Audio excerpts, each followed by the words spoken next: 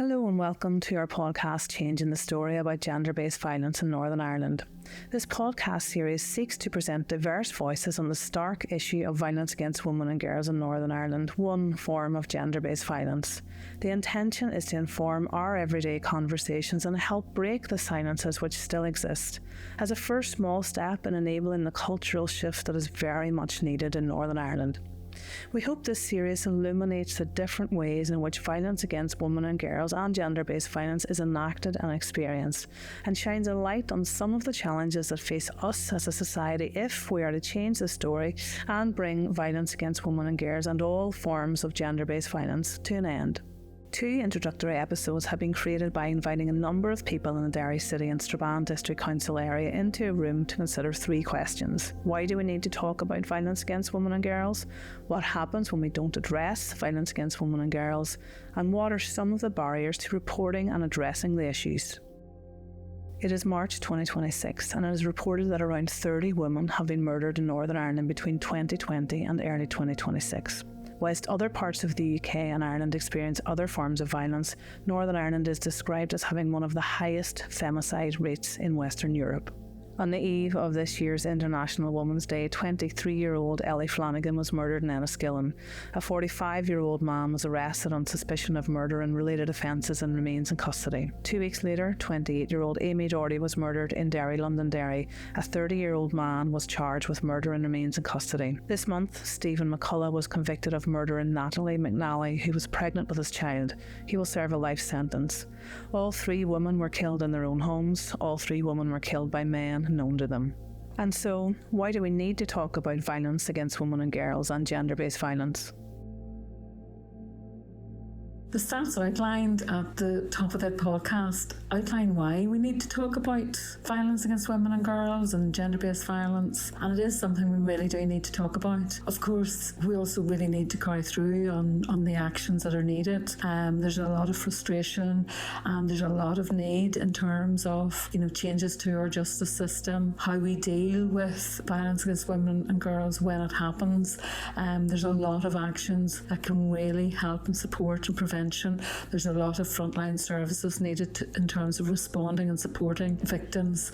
So we need to do much more than talk, but I think there is a real need to acknowledge the issue and begin good conversations that really clarify what the issues and the problems are, and how we can begin to challenge and to change what is a cultural failure in our society that is letting down women, children and men too. And the Junction as a peace building organisation works with a gendered lens. So in some ways for us, looking at gender-based violence, it has been the elephant in the room. Whilst we've been looking and creating community learning programs that support individuals and communities face the challenges emerging from political conflict. This is one area of need, and I suppose the gender-based violence is something that has been swept under the kind of political conflict carpet, despite the work of many.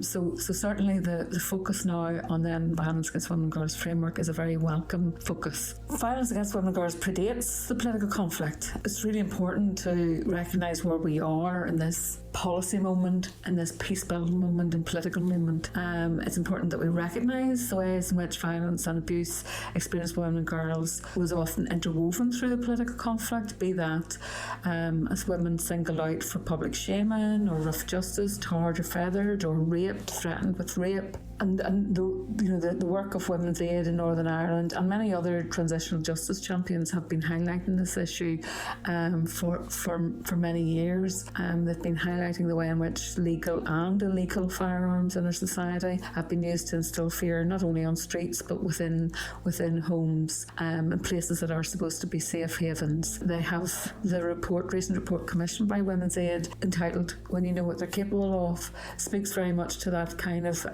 dynamic of coercion and control within communities. Isn't just a dynamic that is about controlling relationships and the relational dynamic between communities, communities, unionist, nationalist communities, or Protestant Catholic communities, but it also controls interpersonal relationships. So I think we need to recognise the way in which the conflict shapes where we are today, and I suppose, of course, the way in which we respond to problems in Northern Ireland. We have a tendency to step into our political trenches and divisions, and if we're really going to address gender-based violence, we need to really make sure we don't do that. We need to really step out beyond our trenches on this. Gender-based violence against women and girls, is not something Loyalists do and Republicans don't. It's not something that an armed group in the past or present enacts and a member of the police service doesn't. Violence against women and girls is experienced by women and girls right across our society. All classes, all ages, young, old, middle-aged, women of diverse sexualities, women living in urban communities, women living in rural communities, women with disabilities. So it's something that goes right across our whole societal spectrum.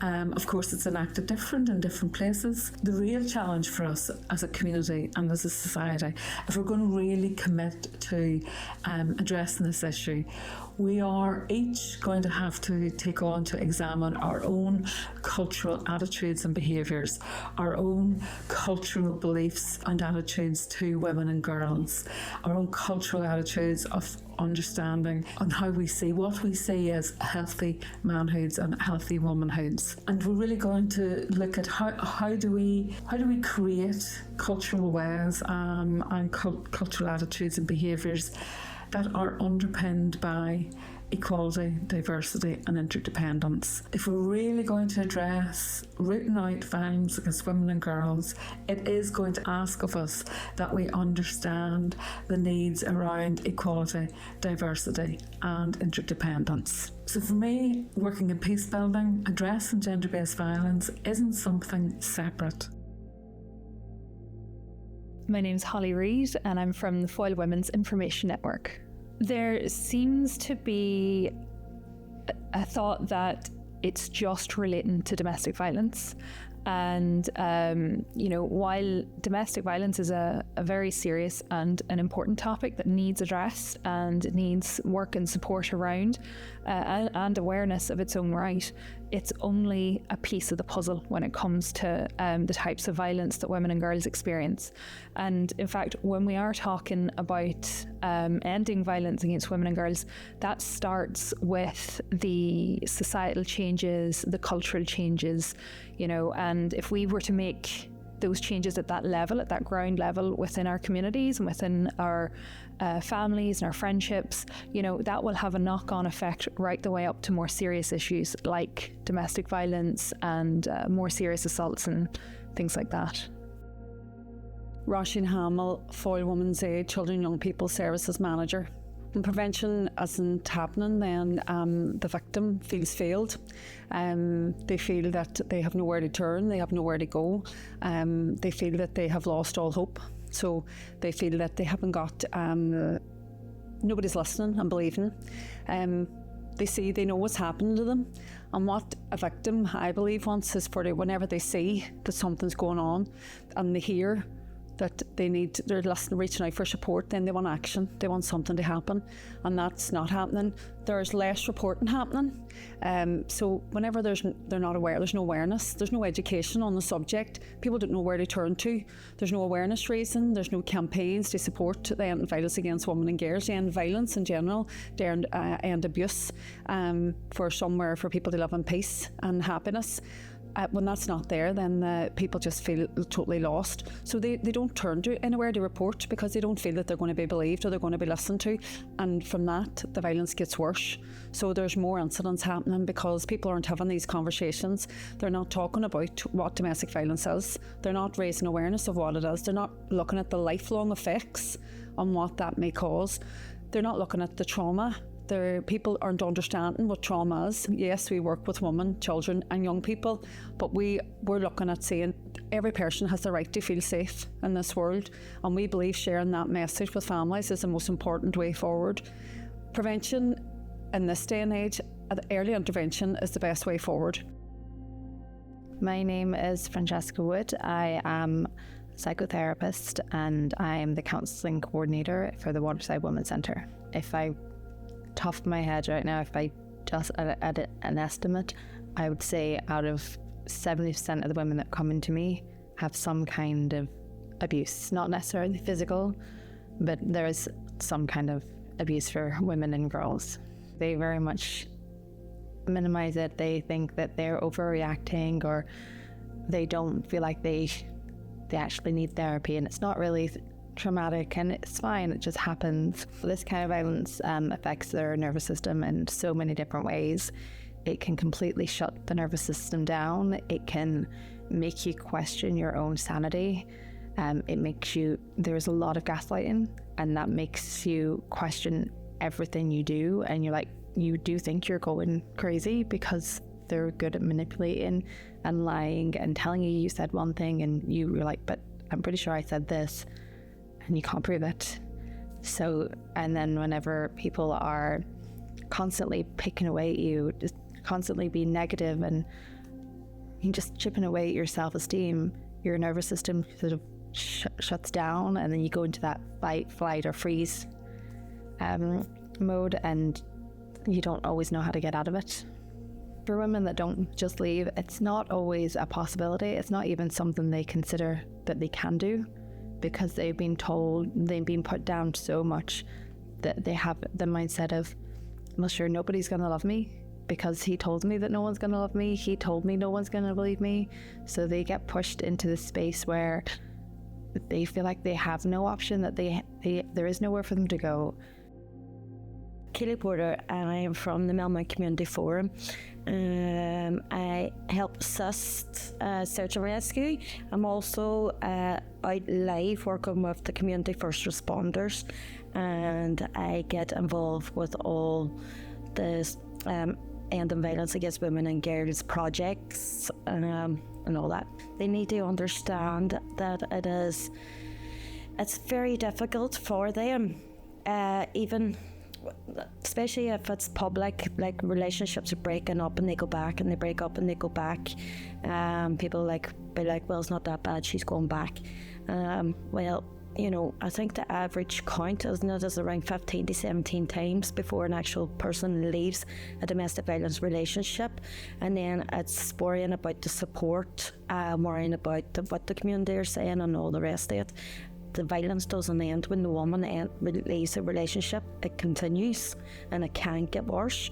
For them to actually leave, what the turning point would probably be, it's probably a lot of the time women who are in that situation, I know from my past experience and other women as well, if they have children, they're feared as their children growing up, thinking this is normal that goes on in the household, or that one of them has actually hit rock bottom where they have nowhere else to go, only get themselves out of this situation. Support, there is support out there. There is communities that will support, put you in connection with people that can help, like Women's Aid, Housing Executive and all that. So there is support. You just have to kind of believe in people. Things that would need to be looked at from experience from others would be maybe the policy around the police, the way that they would react with things.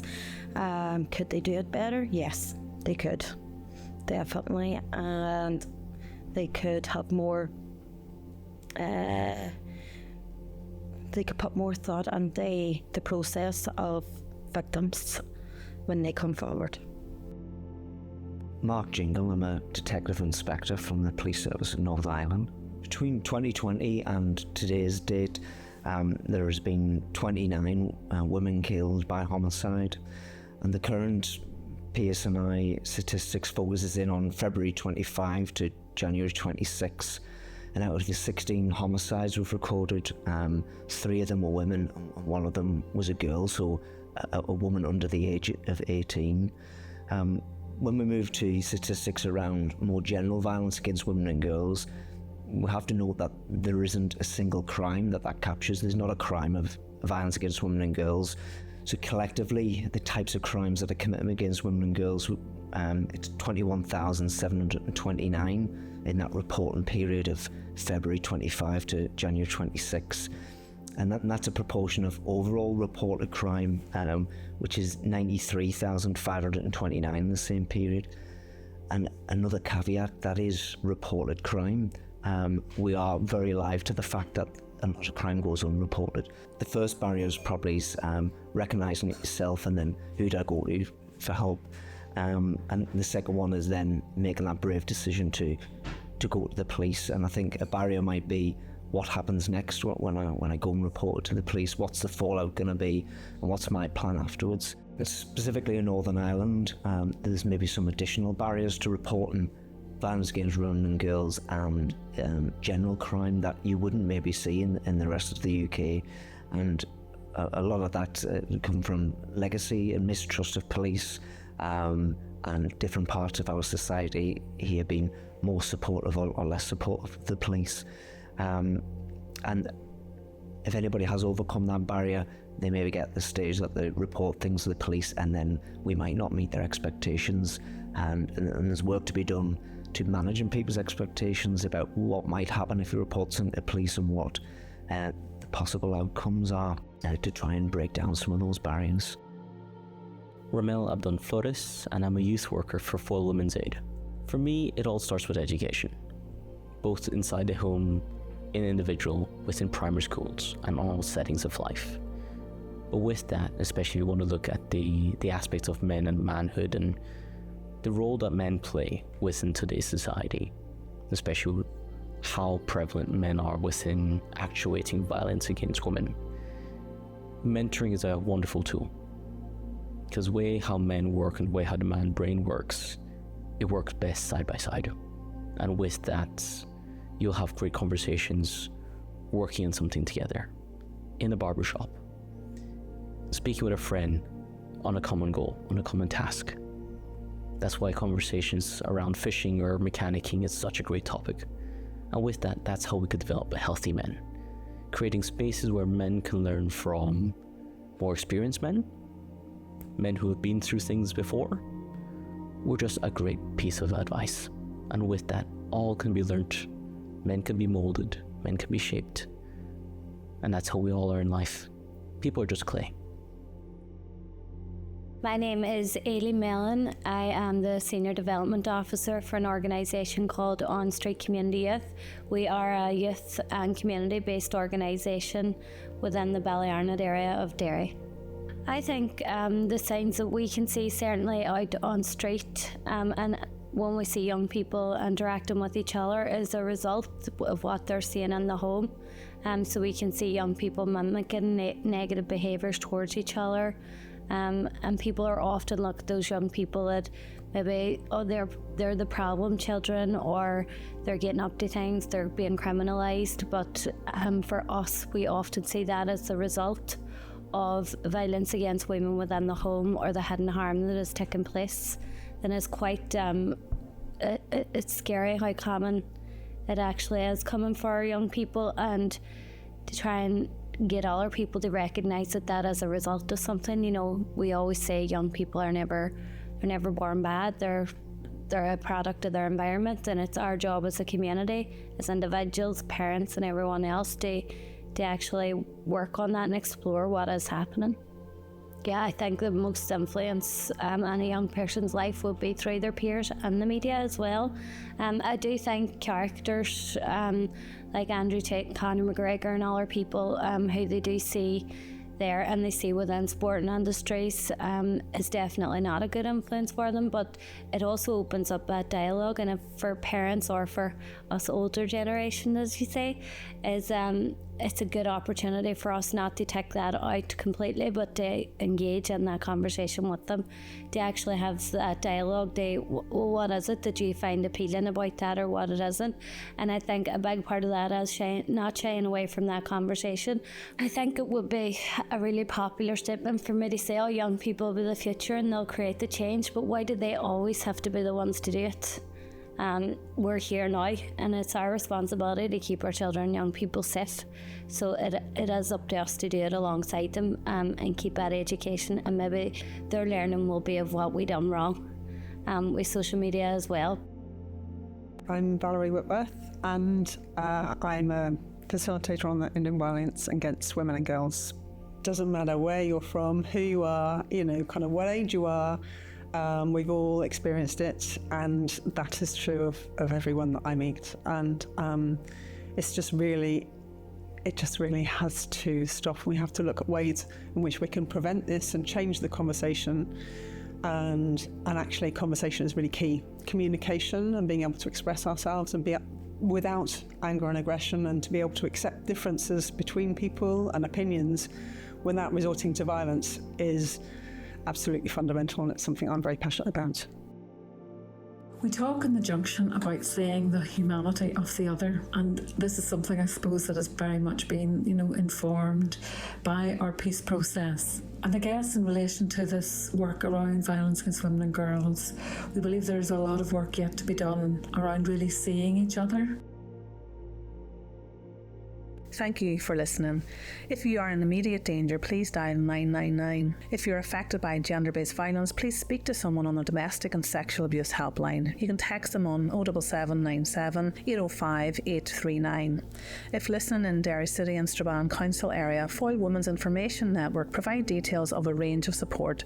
Log on to www.fwin.org.uk/EVAWG. If you're an individual and you consider yourself to be in a place where you could enact a form of gender-based violence, making yourself a perpetrator, we urge you to please seek help immediately. There has to be another way. This community-led podcast is produced by The Junction, a peace-building organisation based in Derry, Londonderry. The Junction's mission is to hold spaces to nurture individuals and communities along a pathway to support the changes needed for a transformative society, free from all forms of violence. If you have an idea for an episode and would like to collaborate with us, please get in touch. You can email us on info@thejunction-ni.org. The making of this podcast is supported by Leona O'Neill, Incor, Ulster University, and funded through the Derry City and Strabane District Council Change Fund through the Executive Office EVAWG framework.